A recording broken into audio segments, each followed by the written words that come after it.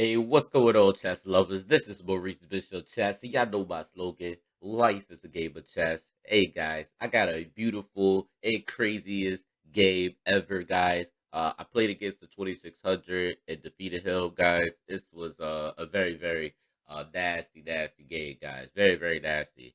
And on top of that, guys, the opening that I played is actually an opening that I actually inputted in my Maurice Bishop Chess University. So if you want to know more about this opening, definitely enroll in my Maurice Bishop Chess University. So without further ado, guys, let's actually jump right into this game. All right, guys. So I play e4, and my opponent plays d5. Now, guys, I don't know if I talked about this, but when they play D5, obviously they're playing the Scandinavian on defense. The thing about this, guys, I wanted something where I can actually take the Scandinavian player out of his book, because guys, uh, probably like back in the days, guys, when I used to play E captures D5, I felt like black was always getting some type of advantage. It got to the point, guys, where I started playing the Scandinavian defense a lot and winning a lot of games with it. And I used to always feel like black just always has the advantage. So when I play against it, I used to be like, man, what the heck, man? Like, what I'm gonna do? And I wanted something that I was really comfortable with, and I wanted to get them out of their book. So I actually came up with the move D3. Yes, guys, this comes off as well, this about to be a gambit, guys. But it's very tactical, something that I came up with. The whole purpose, guys, D captures E4. Now the whole purpose of D captures E4, guys, I go knight C3. Now the whole point of this is I want fast development. I want to castle queen side as fast as possible, and then attack as fast as possible. Also, at the same time, guys, I would like to get the open D files and E files in this game. But of course, guys, fast development and then castle queen side and then attack as fast as possible. That is my principle, right? So, and the crazy guys, probably 99.9% of the time, Scandinavian players going to always take on e4 due to the fact, guys, that is a book move. Even the book that I got personally about the Scandinavian defense, they talk about how if they play moves like they don't really talk about that move D3, but it was like something very small. It's like a small variation. They don't really go in depth with it, but they showed that if they play something like D3 or unorthodox, it was kind of like an unorthodox section. If they go D3, you automatically take on E4. And that's pretty much what they talk about. But it's never really in depth. They don't really talk about it because really nobody really plays this at all. But I play this. But anyway, guys, after D catches E4, knight C3, and then knight F6, right? So I go bishop G5, undermining the knight on F6, in which, of course, guys, psychologically, the opponent is going to think like, okay, well, he just want to take my knight and then take off the pawn on E4. That's what he wants to do, which is why my opponent plays bishop F5. But little do they know, that's not what I'm trying to do. I'm not trying to undermine to take the E4 point. I'm not really trying to do that at all. All I want to do is develop on the queen side as fast as possible. So I don't take the knight on F6. I don't take the pawn at all. I just go queen D2.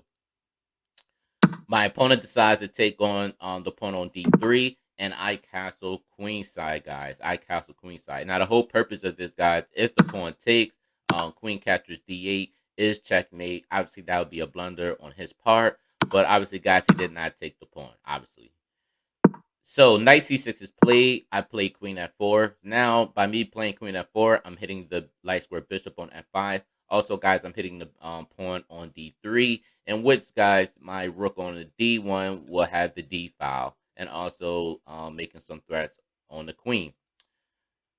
He does have some options, guys. He does have moves like e6 or queen c8. So he has different advantages or different moves to make. Even bishop e6, he could do that as well. But in this case, guys, my opponent just played bishop g6. I played bishop captures d3. And again, guys, he still has options. He could play maybe e5, maybe queen c8, maybe things like that. Um, but in this case, guys, he actually goes bishop captures d3, and I go rook captures d3, and I'm actually happy with this position, guys, because of I have the d file, and then also, guys, with this rook on a d file, it is preventing black from castling queenside, right? My opponent plays queen c8, and guys, the move that I played bishop captures f6. Now, obviously, the engine don't even agree.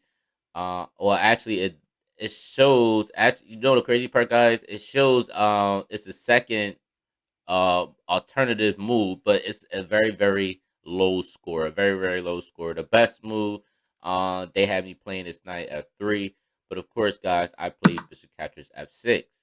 My opponent played G catchers F6. Now he had options. He had E catchers F6 or G catchers F6. You know, he had options. Uh, but in this case, guys, he actually goes G catchers F6. The reason of G catchers F6, guys, because he would get the G file. But also, guys, because he kind of knows that's going to be very hard for him to castle queen side, he's probably thinking maybe he could probably go H5 and bishop H6, pinning my queen, or maybe somehow develop this bishop this way, or maybe well, he can't push the pawn because he'll drop this f6 pawn. So, but I also think that he's a little bit stuck in this situation, guys. So I go knight f3. Queen e6 is played, which I think that was a mistake because I hit him with the move rook e1. And now, guys, I have the D file and I have the E file as well. And this, guys, is pretty much winning for real. And of course, guys, Emmanuel Lasker used to always say, the hardest game to win is a one position. So but in this game, guys, I wasn't trying to lose this position, regardless of him being a high rated 2600. I don't care what their rating is. I'm gonna make sure I give him no mercy, pretty much. So I played Queen catchers F6, guys. The whole point of Queen catchers F6, the pawn cannot take due to the rook is pinning the E pawn. So it's nothing that he could do in this position. So Rook G8, and of course he is hitting the pawn, but I don't care about the pawn. I just go Knight D5. Again, guys, I just want to get closer to the king, and I just want to put more pressure on the e pawn and things like that. That's what I want to do. Um, my opponent tries to scare my queen away with rook g6, but of course, little does he know, I don't really care about that. I decide to go knight h4. Now, honestly, guys, the best move probably would have been knight g5. In other words, if he goes somewhere like h6, again, the knight g5 is hitting the f7 point, and also the queen is hitting the f7 point. So I'm hitting this f7 point twice. So if he did something like this, queen catches f7 check. If he goes king d6, knight b6 is checkmate. So that would be pretty nasty. So knight g5 was the best, but the move that I played, guys, I played knight h4, trying to number one. I'm actually attacking the rook, number one, and then also, guys, I'm kind of trying to get him to take, because if he does take my queen, then guys, this is like a nasty smothers mate right here, right? So he sees that. He sees all that, right?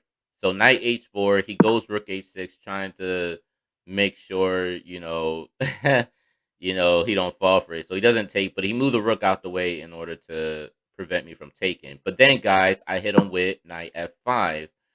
With knight f5, I'm hitting the rook again, right? So my opponent plays rook g6, and guys, I play knight captures e7. And again, guys, this rook cannot take the queen due to knight captures f6, a smother mate, which is checkmate. Very nasty. All right. So after knight captures d7, he did have other options, guys. He could have played maybe like bishop a6. A6 would have been something after king b1. Uh, Again, guys, he still has problems, and again, guys, he still cannot take this queen due to knight catches f6 check. If he goes king f8, I do have the knight captures on c8. And again, guys, I am still winning this game. I'm still up in material. I'm up a full rook, so it's like it still doesn't really matter what he does. So so the move that so the move after knight catches g7, guys, my opponent actually takes on bishop catches g7, and guys, I played the move queen h8 check. After king d7, then I hit him with knight b6, checkmate, guys. Definitely checkmate. So, guys, so the whole purpose of this, guys, is again, I was getting the D file. Again, I castled queenside. That was my attack. Or that was my plan. I wanted to cast or develop my pieces as fast as possible, castle queenside as fast as possible, and attack as fast as possible. Which is why I castle queen side. He goes knight c6, and now I'm just attacking now. Queen f4. Now I'm threatening to hit the pawn with the rook d file. That's pretty much what I'm doing. So always grab the files as much as possible, guys, because once you grab the files as fast as possible, especially the king still in the center of the board, you can definitely gain a great attack. And guys, this was a 2600, a very, very strong player. Back in the day, guy, he used to beat me a lot or whatever. And finally, I played him, and that's to start beating him. So now I beat him a lot more than he used to beat me. Um, so yeah, guys, this was a pretty crazy game. I hope you actually enjoyed this video. Make sure you like, share, comment. Let me know what you think. And also, guys, don't forget to hit the subscribe button. All right, guys. Peace.